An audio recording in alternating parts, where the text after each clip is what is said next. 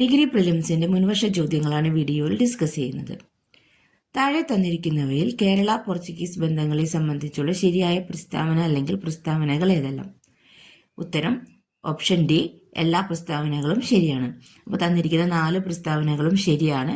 ആ പ്രസ്താവനകൾ ഏതെല്ലാമെന്ന് നോക്കാം. 1408 മെയ് മാസത്തിൽ വാസ്കോഡഗാമ കോഴിക്കോടെത്തി. 1408 മെയ് മാസത്തിൽ ആണ് വാസ്കോഡഗാമ ആദ്യമായി കോഴിക്കോട് എത്തിയത്. 1500 പെട്രോ അൽവാരസ് കബ്രാളിന്റെ നേതൃത്വത്തിൽ 2ാം പോർച്ചുഗീസ് സംഘം കേരളത്തിലെത്തി. അപ്പോൾ 2ാം പോർച്ചുഗീസ് സംഘം കേരളത്തിലെത്തിയത് 1500 പെട്രോ അൽവാരസ് കബ്രാളിന്റെ നേതൃത്വത്തിലാണ്. 1502 വാസ്കോഡഗാമ 2ാം തവണ കേരളത്തിലെത്തി. അപ്പോൾ 1502 വാസ്കോഡഗാമ 2ാമത് കേരളത്തിലെത്തി. പോർച്ചുഗീസുകാർ കേരളം വിടുന്നതുവരെ കോലത്തിരിയുമായി അവർക്ക് സ്ഥിരവും തുടർച്ചയുമായ സൗഹൃദമാണ് ഉണ്ടായിരുന്നത്. അടുത്ത ചോദ്യം, കുളച്ചൽ യുദ്ധത്തിൽ മാർത്താണ്ഡവർമ്മ ഏത് യൂറോപ്യൻ ശക്തിയെയാണ് പരാജയപ്പെടുത്തിയത്? ഉത്തരം ഡച്ചുകാർ.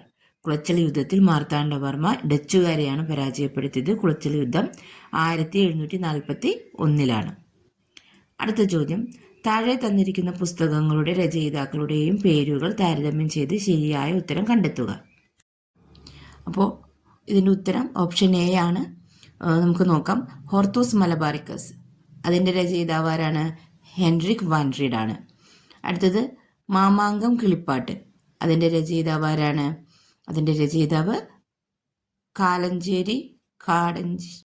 അപ്പോൾ ഓപ്ഷൻ എ ആണ് ശരിയായിട്ടുള്ളത്. നമുക്ക് നോക്കാം. ഹോർത്തൂസ് മലബാറിക്കസ്, ഹോർത്തൂസ് മലബാറിക്കസിന്റെ രചയിതാവ് ഹെൻറിക് വാൻ റീഡ് ആണ്. മാമാങ്കം കിളിപ്പാട്ട്, അതിൻ്റെ രചയിതാവ് കാടഞ്ചേരി നമ്പൂതിരി. തുഹ്ഫത്തുൽ മുജാഹിദീൻ, ഷെയ്ഖ് സൈനുദ്ദീനാണ് രചയിതാവ്. അതുപോലെ പെരുമാൾ തിരുമൊഴി, അതിൻ്റെ രചയിതാവ് കുലശേഖര ആൾവാർ. അപ്പോൾ ഒന്നുകൂടി നോക്കാം. ഹോർത്തൂസ് മലബാറിക്കസ് എഴുതിയത് Hendrik van Rheede, Mamankam Kilippattu Kadancheri Namboothiri, Perumal Thirumozhi Kulasekhara Alvar, Muhavathul Mujahideen, Sheikh Zainuddin.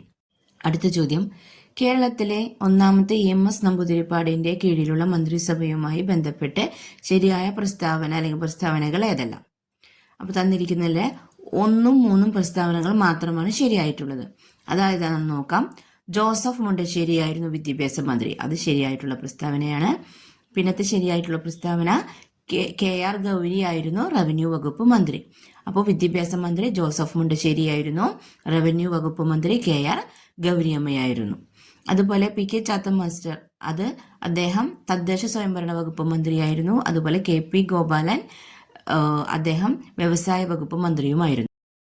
അപ്പോൾ 1ാം EMS മന്ത്രിസഭയിലെ വിദ്യാഭ്യാസ മന്ത്രി ആരായിരുന്നു? ജോസഫ് മുണ്ടശ്ശേരിയായിരുന്നു. വ്യവസായ വകുപ്പ് കൈകാര്യം ചെയ്തിരുന്നത് KP ഗോപാലനായിരുന്നു. അതുപോലെ റവന്യൂ വകുപ്പ് മന്ത്രി ആരായിരുന്നു? KR ഗൗരിയമ്മ. തദ്ദേശ സ്വയംഭരണ വകുപ്പ് മന്ത്രി PK ചാത്തൻ മാസ്റ്റർ ആയിരുന്നു. അടുത്ത ചോദ്യം, മൻസബ്ദാരി സമ്പ്രദായം നടപ്പിലാക്കിയത്? അക്ബർ ആയിരുന്നു മൻസബ്ദാരി സമ്പ്രദായം നടപ്പിലാക്കിയത്. ഇനി അടുത്ത ചോദ്യം, ഏത് ആക്ട് അനുസരിച്ചാണ് ഇന്ത്യയുടെ ഭരണം ഈസ്റ്റ് ഇന്ത്യ കമ്പനിയിൽ നിന്നും ബ്രിട്ടീഷ് ഗവൺമെന്റ് ഏറ്റെടുത്തത്? ഉത്തരം ഗവൺമെന്റ് ഓഫ് ഇന്ത്യ ആക്ട്. ഏത് ആക്ട് അനുസരിച്ചാണ് ഇന്ത്യയുടെ ഭരണം ഈസ്റ്റ് ഇന്ത്യ കമ്പനിയിൽ നിന്നും ബ്രിട്ടീഷ് ഗവൺമെന്റ് ഏറ്റെടുത്തത്? Government of India act.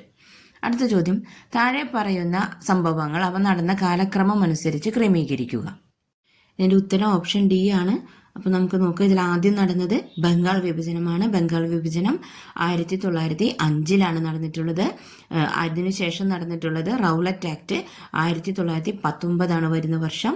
അത് കഴിഞ്ഞാൽ നെഹ്റു റിപ്പോർട്ട് ഏത് വർഷമാണ്? 1928 പിന്നീടാണ് ഗാന്ധി ഇർവിൻ പാക്ട് വരുന്നത്.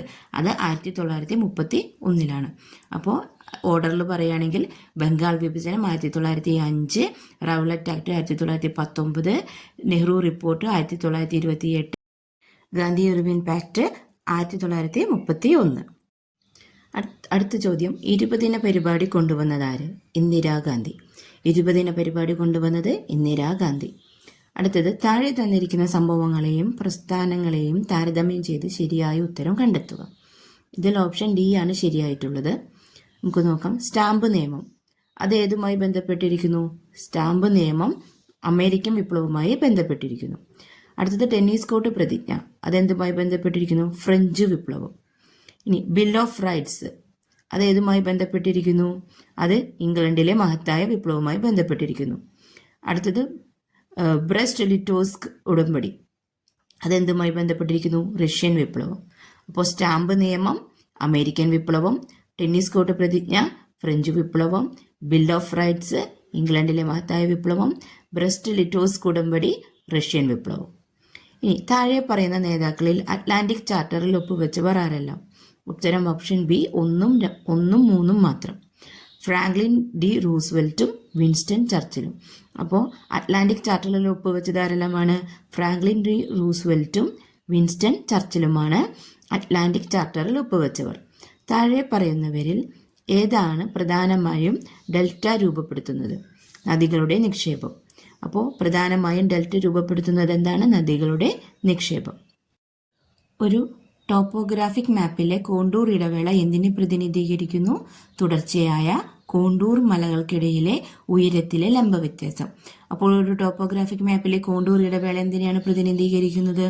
തുടർച്ചയായ കോണ്ടൂർ മലകൾക്കിടയിലുള്ള ഉയരത്തിലെ ലംബ വ്യത്യാസം.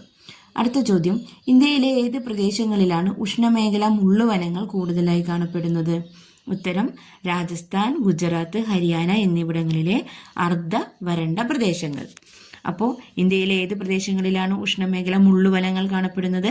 രാജസ്ഥാൻ, ഗുജറാത്ത്, ഹരിയാന എന്നിവിടങ്ങളിലെ അർദ്ധ വരണ്ട പ്രദേശങ്ങളിൽ. അടുത്ത ചോദ്യം, കേരളത്തിലെ സൈലന്റ് വാലി ദേശീയോദ്യാനം ഏത് തരം വനം ആവാസ വ്യവസ്ഥയെ സംരക്ഷിക്കുന്നതിന് പേരുകേട്ടതാണ്? ഉത്തരം ഉഷ്ണമേഖല മഴക്കാടുകൾ. അപ്പോൾ കേരളത്തിലെ സൈലന്റ് വാലി ദേശീയോദ്യാനം എന്തിന് പേരുകേട്ടതാണ്? ഉഷ്ണമേഖല മഴക്കാടുകളുടെ സംരക്ഷണത്തിന്. അടുത്ത ചോദ്യം, പശ്ചിമഘട്ടത്തിലെ പാലക്കാട് ചുരം ഏതൊക്കെ 2 പർവ്വതനിരകളെയാണ് വേർതിരിക്കുന്നത്? നീലഗിരി മലനിരകളും നെല്ലിയാമ്പതി മലനിരകളും. പശ്ചിമഘട്ടത്തിലെ പാലക്കാട് ചുരം ഏത് 2 പർവ്വതനിരകളെയാണ് വേർതിരിക്കുന്നത്? നീലഗിരി മലനിരകളും നെല്ലിയാമ്പതി മലനിരകളും. വീഡിയോ ഇഷ്ടപ്പെട്ടാൽ ലൈക്ക് ചെയ്യുക, ഷെയർ ചെയ്യുക, സബ്സ്ക്രൈബ് ചെയ്യുക.